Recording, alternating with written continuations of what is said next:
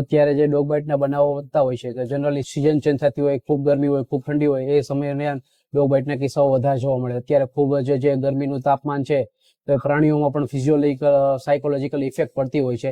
એના કારણે ડોગ બાઇટના બનાવો વધતા હોય છે, એના સ્વભાવમાં ફેરફાર થતો હોય છે.